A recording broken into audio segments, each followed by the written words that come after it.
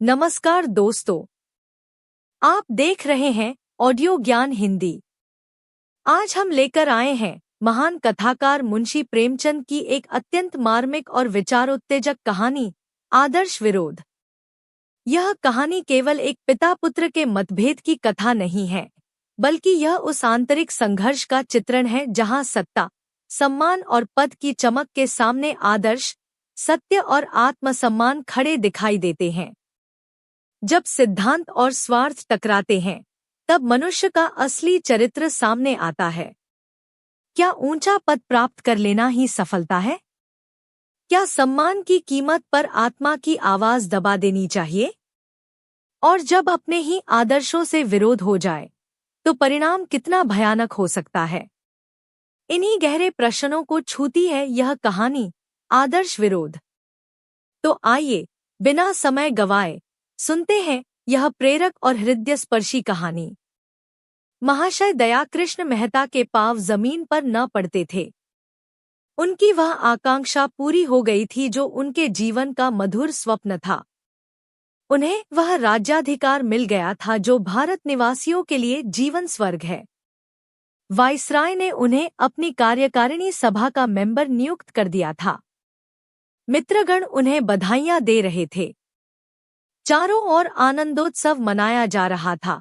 कहीं दावतें होती थीं, कहीं आश्वासन पत्र दिए जाते थे। वह उनका व्यक्तिगत सम्मान नहीं, राष्ट्रीय सम्मान समझा जाता था। अंग्रेज अधिकारी वर्ग भी उन्हें हाथों हाथ लिए फिरता था। महाशय दयाकृष्ण लखनऊ के एक सुविख्यात बैरिस्टर थे। बड़े उदार हृदय, राजनीति में कुशल तथा प्रजाभक्त थे। सदैव सार्वजनिक कार्यों में तल्लीन रहते थे। समस्त देश में शासन का ऐसा निर्भय तत्वान्वेषी, ऐसा निःस्पृह समालोचक न था और न प्रजा का ऐसा सूक्ष्मदर्शी, ऐसा विश्वसनीय और ऐसा सहृदय बंधु। समाचार पत्रों में इस नियुक्ति पर खूब टीकाएं हो रही थी। एक ओर से आवाज आ रही थी, हम गवर्नमेंट को इस चुनाव पर बधाई नहीं दे सकते।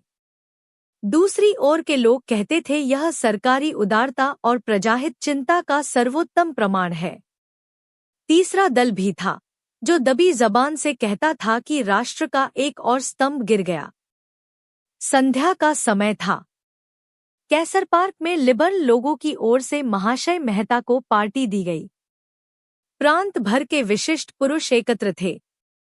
भोजन के पश्चात सभापति ने अपनी वक्तृता में कहा, हमें पूरा विश्वास है कि आपका अधिकार प्रवेश प्रजा के लिए हितकर होगा और आपके प्रयत्नों से उन धाराओं में संशोधन हो जाएगा जो हमारे राष्ट्र के जीवन में बाधक हैं। महाशय मेहता ने उत्तर देते हुए कहा, राष्ट्र के कानून वर्तमान परिस्थितियों के अधीन होते हैं। जब तक परिस्थितियों में परिवर्तन न हो, कानून में सुव्यवस्था की आशा करना भ्रम है। सभा विसर्जित हो गई। एक दल ने कहा, कितना न्यायुक्त और प्रशंसनीय राजनैतिक विधान है। दूसरा पक्ष बोला, आ गए जाल में। तीसरे दल ने नैराश्यपूर्ण भाव से सिर हिला दिया, पर मुंह से कुछ न कहा। मी दयाकृष्ण को दिल्ली आए हुए 1 महीना हो गया। फागुन का महीना था। शाम हो रही थी। वे अपने उद्यान में हौज के किनारे एक मखमली आराम कुर्सी पर बैठे थे। मिसेज रामेश्वरी मेहता सामने बैठी हुई पियानो बजाना सीख रही थी और मिस मनोरमा हौज की मछलियों को बिस्कुट के टुकड़े खिला रही थी। सहसा उसने पिता से पूछा, यह अभी कौन साहब आए थे? मेहता ने कहा, कौंसिल के सैनिक मेंबर हैं। मनोरमा ने कहा, वाइसराय के नीचे यही होंगे? मेहता ने कहा, वाइसराय के नीचे तो सभी हैं। वेतन भी सबका बराबर है, लेकिन इनकी योग्यता को कोई नहीं पहुंचता। क्यों राजेश्वरी, तुमने देखा अंग्रेज लोग कितने सज्जन और विनयशील होते हैं। राजेश्वरी ने कहा, मैं तो उन्हें विनय की मूर्ति कहती हूँ। इस गुण में भी ये हमसे बड़े हुए हैं। उनकी पत्नी मुझसे कितने प्रेम से गले मिली। मनोरमा ने कहा, मेरा तो जी चाहता था उनके पैरों पर गिर पड़ूं। मेहता ने कहा, मैंने ऐसे उदार, शिष्ट, निष्कपट और गुणग्राही मनुष्य नहीं देखे। हमारा दयाधर्म कहने ही को है। मुझे इसका बहुत दुख है कि अब तक क्यों इनसे बदगुमान रहा। सामान्यतः इनसे हम लोगों को जो शिकायतें हैं उनका कारण पारस्परिक सम्मिलन का न होना है, एक दूसरे के स्वभाव और प्रकृति से परिचित नहीं। राजेश्वरी ने कहा, एक यूनियन क्लब की बड़ी आवश्यकता है जहां दोनों जातियों के लोग सहवास का आनंद उठावें। मिथ्याद्वेष भाव के मिटाने का एकमात्र यही उपाय है। मेहता ने कहा, मेरा भी यही विचार है। घड़ी देखकर 7 बज रहे हैं। व्यवसाय मंडल के जलसे का समय आ गया। भारत निवासियों की विचित्र दशा है। ये समझते हैं कि हिंदुस्तानी मेंबर काउंसिल में आते ही हिंदुस्तान के स्वामी हो जाते हैं और जो चाहे स्वच्छंदता से कर सकते हैं। आशा की जाती है कि वे शासन की प्रचलित नीति को पलट दें, नया आकाश और नया सूर्य बना दें। उन सीमाओं पर विचार नहीं किया जाता है जिनके अंदर मेंबरों को काम करना पड़ता है। राजेश्वरी ने कहा, इनमें उनका दोष नहीं। संसार की यह रीति है कि लोग अपनों से सभी प्रकार की आशा रखते हैं। अब तो काउंसिल के आधे मेंबर हिंदुस्तानी हैं। क्या उनकी राय का सरकार की नीति पर असर नहीं हो सकता? मेहता ने कहा, अवश्य हो सकता है और हो रहा है, किंतु उस नीति में परिवर्तन नहीं किया जा सकता। आधे नहीं, अगर सारे मेंबर हिंदुस्तानी हों तो भी वे नई नीति का उद्घाटन नहीं कर सकते। वे कैसे भूल जावे कि काउंसिल में उनकी उपस्थिति केवल सरकार की कृपा और विश्वास पर निर्भर है। उसके अतिरिक्त वहां आकर उन्हें आंतरिक अवस्था का अनुभव होता है और जनता की अधिकांश शंकाएं असंगत प्रतीत होने लगती हैं।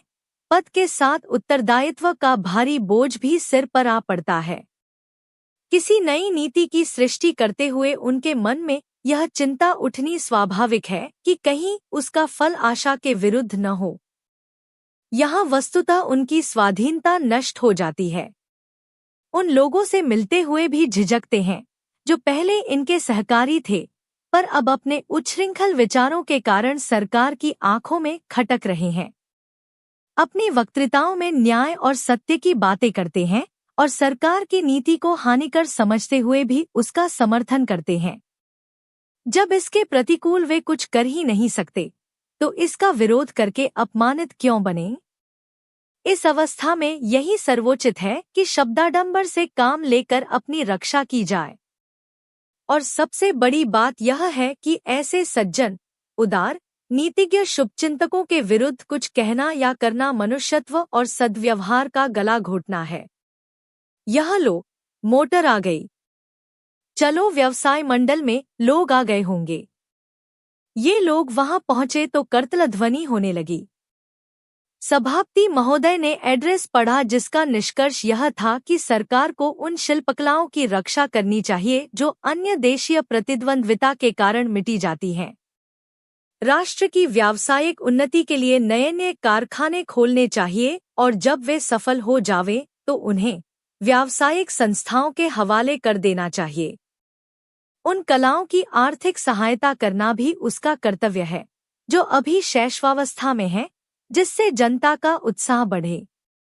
मेहता महोदय ने सभापति को धन्यवाद देने के पश्चात सरकार की औद्योगिक नीति की घोषणा करते हुए कहा, आपके सिद्धांत निर्दोष हैं, किंतु उनको व्यवहार में लाना नितांत दुस्तर है। गवर्नमेंट आपको सम्मति प्रदान कर सकती है, लेकिन व्यावसायिक कार्यों में अग्रसर बनना जनता का काम है। आपको स्मरण रखना चाहिए कि ईश्वर भी उन्हीं की सहायता करता है जो अपनी सहायता आप करते हैं। आप में आत्मविश्वास, औद्योगिक उत्साह का बड़ा अभाव है। पग-पग पर सरकार के सामने हाथ फैलाना अपनी अयोग्यता और अकर्मण्यता की सूचना देना है। दूसरे दिन समाचार पत्रों में इस वक्तृता पर टीकाएं होने लगी। एक दल ने कहा, मिस्टर मेहता की स्पीच ने सरकार की नीति को बड़ी स्पष्टता और कुशलता से निर्धारित कर दिया है। दूसरे दल ने लिखा, हम मिस्टर मेहता की स्पीच पढ़कर स्तंभित हो गए। व्यवसाय मंडल ने वही पथ ग्रहण किया जिसके प्रदर्शक स्वयं मिस्टर मेहता थे। उन्होंने उस लोकोक्ति को चरितार्थ कर दिया कि नमक की खान में जो कुछ जाता है नमक हो जाता है।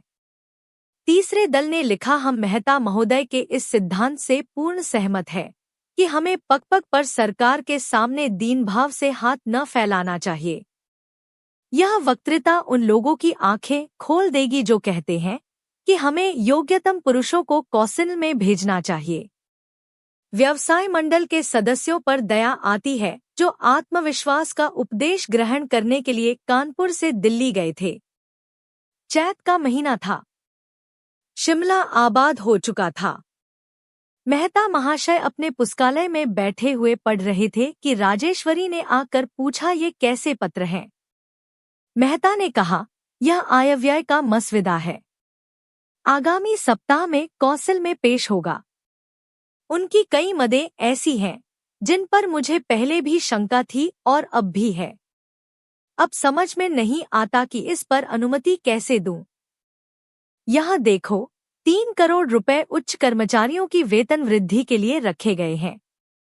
यहाँ कर्मचारियों का वेतन पहले से ही बढ़ा हुआ है, इस वृद्धि की जरूरत ही नहीं, पर बात जबान पर कैसे लाऊं? जिन्हें इससे लाभ होगा वे सभी नित्य के मिलने वाले हैं। सैनिक व्यय में 20 करोड़ बढ़ गए हैं। जब हमारी सेनाएं अन्य देशों में भेजी जाती हैं, तो विदित ही है कि हमारी आवश्यकता से अधिक है। लेकिन इस मत का विरोध करूं तो कौंसिल मुझ पर उंगलियां उठाने लगे। राजेश्वरी ने कहा, इस भय से चुप रह जाना तो उचित नहीं, फिर तुम्हारे यहाँ आने से ही क्या लाभ हुआ? मेहता ने कहा, कहना तो आसान है पर करना कठिन है। यहाँ जो कुछ आदर सम्मान है सब हाहुजूर में है। वायसराय की निगाह जरा तिरछी हो जाए तो कोई पास न फटके, नक्कू बन जाओ। यह लो, राजा भद्रबहादुर सिंह जी आ गए। राजेश्वरी ने कहा, शिवराजपुर कोई बड़ी रियासत है? मेहता ने कहा, हाँ, 15 लाख वार्षिक से कम आय न होगी और फिर स्वाधीन राज्य है। राजेश्वरी ने कहा, राजा साहब मनोरमा की ओर बहुत आकर्षित हो रहे हैं। मनोरमा को भी उनसे प्रेम होता जान पड़ता है। मेहता ने कहा, यह संबंध हो जाए तो क्या पूछना, यह मेरा अधिकार है जो राजा साहब को इधर खींच रहा है। लखनऊ में ऐसे सोवसर कहाँ थे? वह देखो, अर्थसचिव मिस्टर काक आ गए। काक मेहता से हाथ मिलाते हुए, मिसेज मेहता, मैं आपके पहनावे पर आसक्त हूँ। खेद है, हमारी लेडियां साड़ी नहीं पहनती। राजेश्वरी ने कहा, मैं तो अब गाउन पहनना चाहती हूँ। काक, नहीं मिसेज मेहता, खुदा के वास्ते यह अनर्थ न करना। मिस्टर मेहता, मैं आपके वास्ते एक बड़ी खुशखबरी लाया हूँ। आपके सुयोग्य पुत्र अभी आ रहे हैं या नहीं? महाराजा भिंद उन्हें अपना प्राइवेट सेक्रेटरी बनाना चाहते हैं। आप उन्हें आज ही सूचना दे दें। मेहता ने कहा, मैं आपका बहुत अनुग्रहित हूँ। काक, तार दे दीजिए तो अच्छा हो। आपने काबुल की रिपोर्ट तो पढ़ी होगी। हिज मैजेस्टी अमीर हमसे संधि करने के लिए उत्सुक नहीं जान पड़ते। वे बोल्शेविकों की ओर झुके हुए हैं। अवस्था चिंताजनक है। मेहता ने कहा, मैं तो ऐसा नहीं समझता। गत शताब्दी में काबुल को भारत पर आक्रमण करने का साहस कभी न हुआ। भारत ही अग्रसर हुआ। हाँ, वे लोग अपनी रक्षा करने में कुशल हैं। काक, लेकिन क्षमा कीजिएगा, आप भूल जाते हैं कि ईरान, अफगानिस्तान और बोल्शेविक में संधि हो गई है। क्या हमारी सीमा पर इतने शत्रुओं का जमा हो जाना चिंता की बात नहीं? उनसे सतर्क रहना हमारा कर्तव्य है। इतने में लंच, जलपान का समय आया। लोग मेज पर जा बैठे। उस समय घुड़दौड़ और नाट्यशाला की चर्चा ही रुचिकर प्रतीत हुई। मेहता महोदय ने बजट पर जो विचार प्रकट किए, उनसे समस्त देश में हलचल मच गई। एक दल उन विचारों को देववाणी समझता था, दूसरा दल भी कुछ अंशों को छोड़कर शेष विचारों से सहमत था। किंतु तीसरा दल वक्तृता के एक एक शब्द पर निराशा से सिर धुनता और भारत की अधोगति पर रोता था। उसे विश्वास ही न आता था कि ये शब्द मेहता की जबान से निकले होंगे। मुझे आश्चर्य है कि गैर सरकारी सदस्यों ने एक स्वर से प्रस्तावित व्यय के उस भाग का विरोध किया है जिस पर देश की रक्षा, शांति, सुरक्षा और उन्नति अवलंबित है। आप शिक्षा संबंधी सुधारों को, आरोग्य विधान को, नहरों की वृद्धि को अधिक महत्वपूर्ण समझते हैं। आपको अल्प वेतन वाले कर्मचारियों का अधिक ध्यान है। मुझे आप लोगों के राजनैतिक ज्ञान पर इससे अधिक विश्वास था। शासन का प्रधान कर्तव्य भीतर और बाहर की अशांतिकारी शक्तियों से देश को बचाना है। शिक्षा और चिकित्सा, उद्योग और व्यवसाय गौण कर्तव्य हैं। हम अपनी समस्त प्रजा को अज्ञान सागर में निमग्न देख सकते हैं, समस्त देश को प्लेग और मलेरिया में ग्रस्त रख सकते हैं, अल्प वेतन वाले कर्मचारियों को दारुण चिंता का आहार बना सकते हैं, कृषकों को प्रकृति की अनिश्चित दशा पर छोड़ सकते हैं, किंतु अपनी सीमा पर किसी शत्रु को खड़े नहीं देख सकते। अगर हमारी आय संपूर्णतः देशरक्षा पर समर्पित हो जाए तो भी आपको आपत्ति न होनी चाहिए। आप कहेंगे इस समय किसी आक्रमण की संभावना नहीं है। मैं कहता हूँ संसार में असंभव का राज्य है। हवा में रेल चल सकती है, पानी में आग लग सकती है, वृक्षों में वार्तालाप हो सकता है, जड़ चैतन्य हो सकता है। क्या ये रहस्य नित्य प्रति हमारी नजरों से नहीं गुजरते? आप कहेंगे राजनीतिज्ञों का काम संभावनाओं के पीछे दौड़ना नहीं, वर्तमान और निकट भविष्य की समस्याओं को हल करना है। राजनीतिज्ञों के कर्तव्य क्या है, मैं इस बहस में नहीं पड़ना चाहता, लेकिन इतना तो सभी मानते हैं कि पथ्य औषधि सेवन से अच्छा होता है। आपका केवल यही धर्म नहीं कि सरकार के सैनिक व्यय का समर्थन करें, बल्कि यह मंतव्य आपकी ओर से पेश होना चाहिए। आप कहेंगे कि स्वयंसेवकों की सेना बढ़ाई जाए। सरकार को हाल के महासंग्राम में इसका बहुत ही खेदजनक अनुभव हो चुका है। शिक्षित वर्ग विलासप्रिय, साहसहीन और स्वार्थ सेवी है। देहात के लोग शांतिप्रिय, संकीर्ण हृदय, मैं भीरू न कहूंगा, और गृहसेवी हैं। उनमें वह आत्मत्याग कहाँ, वह वीरता कहाँ, अपने पुरखों की वह वीरता कहाँ। और शायद मुझे यह याद दिलाने की जरूरत नहीं कि किसी शांतिप्रिय जनता को आप 2-4 वर्षों में रणकुशल और समरप्रवीण नहीं बना सकते। जेठ का महीना था, लेकिन शिमले में न लू की ज्वाला थी और न धूप का ताप। महाशय मेहता विलायती चिट्ठियां खोल रहे थे। बालकृष्ण का पत्र देखते ही फड़क उठे, लेकिन जब उसे पढ़ा तो मुखमंडल पर उदासी छा गई। पत्र लिए हुए राजेश्वरी के पास आए। उसने उत्सुक होकर पूछा, बाला का पत्र आया? मेहता ने कहा, हाँ, यह है। राजेश्वरी ने कहा, कब आ रहे हैं? मेहता ने कहा, आने जाने के विषय में कुछ नहीं लिखा, बस सारे पत्र में मेरे जातिद्रोह और दुर्गति का रोना है। उसकी दृष्टि में मैं जाति का शत्रु, धूर्त स्वार्थांध, दुरात्मा, सब कुछ हूँ। मैं नहीं समझता कि उसके विचारों में इतना अंतर कैसे हो गया। मैं तो उसे बहुत ही शांत प्रकृति, गंभीर, सुशील, सच्चरित्र और सिद्धांत प्रिय नवयुवक समझता था और उस पर गर्व करता था। और फिर यह पत्र लिखकर ही उसे संतोष नहीं हुआ। उसने मेरी स्पीच का विस्तृत विवेचन एक प्रसिद्ध अंग्रेजी पत्रिका में छपवाया है। इतनी कुशल हुई कि वह लेख अपने नाम से नहीं लिखा, नहीं तो मैं कहीं मुंह दिखाने योग्य न रहता। मालूम नहीं यह किन लोगों की कुसंगति का फल है। महाराज भिंद की नौकरी उसके विचार में गुलामी है। राजा भद्रबहादुर सिंह के साथ मनोरमा का विवाह घृणित और अपमानजनक है। उसे इतना साहस कि मुझे धूर्त, मक्कार, ईमान बेचने वाला, कुलद्रोही कहे। यह अपमान, मैं उसका मुंह नहीं देखना चाहता। राजेश्वरी ने कहा, लाओ जरा इस पत्र को मैं भी देखूं। वह तो इतना मुहफट न था।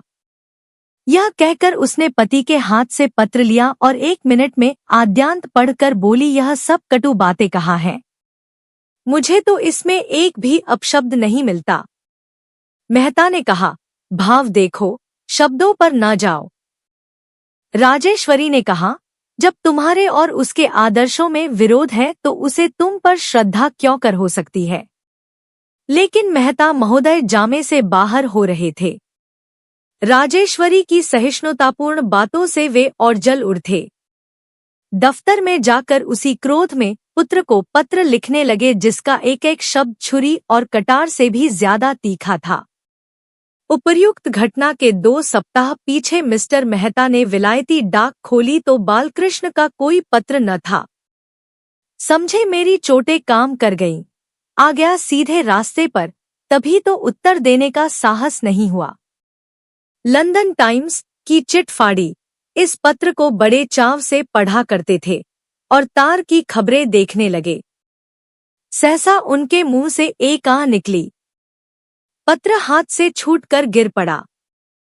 पहला समाचार था, लंदन में भारतीय देशभक्तों का जमाव, ऑनरेबल मिस्टर मेहता की वक्तृता पर असंतोष, मिस्टर बालकृष्ण मेहता का विरोध और आत्महत्या।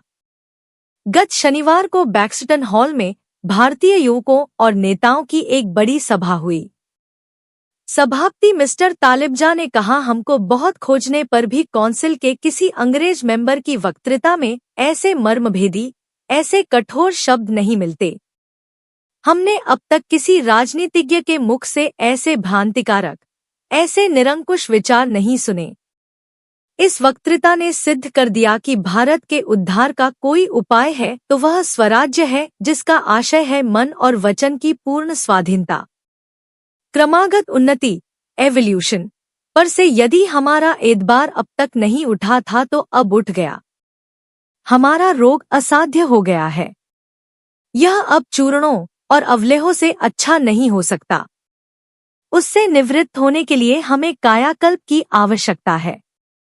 ऊंचे राज्य पद हमें स्वाधीन नहीं बनाते, बल्कि हमारी आध्यात्मिक पराधीनता को और भी पुष्ट कर देते हैं।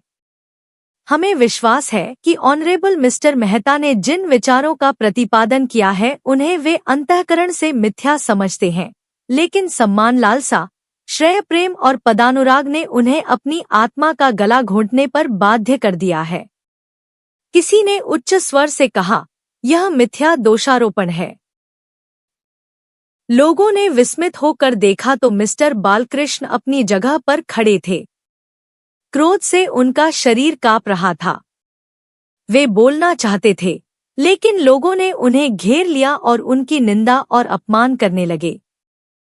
सभापति ने बड़ी कठिनाई से लोगों को शांत किया, किंतु मिस्टर बालकृष्ण वहां से उठकर चले गए। दूसरे दिन जब मित्रगण बालकृष्ण से मिलने गए तो उनकी लाश फर्श पर पड़ी हुई थी। पिस्तौल की 2 गोलियां छाती से पार हो गई थी। मेज पर उनकी डायरी खुली पड़ी थी। उस पर ये पंक्तियां लिखी हुई थी, आज सभा में मेरा गर्व दलित हो गया। मैं यह अपमान नहीं सह सकता। मुझे अपने पूज्य पिता के प्रति ऐसे कितने ही निंदासूचक दृश्य देखने पड़ेंगे। इस आदर्श विरोध का अंत ही कर देना अच्छा है। संभव है मेरा जीवन उनके निर्दिष्ट मार्ग में बाधक हो। ईश्वर मुझे बल प्रदान करे। तो दोस्तों, आपने सुनी मुंशी प्रेमचंद की मार्मिक कहानी आदर्श विरोध। यह कहानी हमें सिखाती है कि पद और प्रतिष्ठा से बढ़कर भी कुछ होता है, और वह है हमारे आदर्श, हमारा आत्मसम्मान और हमारी सच्चाई। जब व्यक्ति अपने सिद्धांतों से समझौता करता है तो उसका प्रभाव केवल उस पर ही नहीं बल्कि उसके परिवार और समाज पर भी पड़ता है। अगर आपको यह कहानी पसंद आई हो तो वीडियो को लाइक करें, शेयर करें और चैनल को सब्सक्राइब करना न भूलें। अपनी राय और विचार हमें कमेंट में जरूर बताइए। क्या आप मेहता जी को सही मानते हैं या बालकृष्ण को? मैं फिर मिलूंगा एक नई प्रेरक कहानी के साथ। तब तक के लिए धन्यवाद। जय हिंद।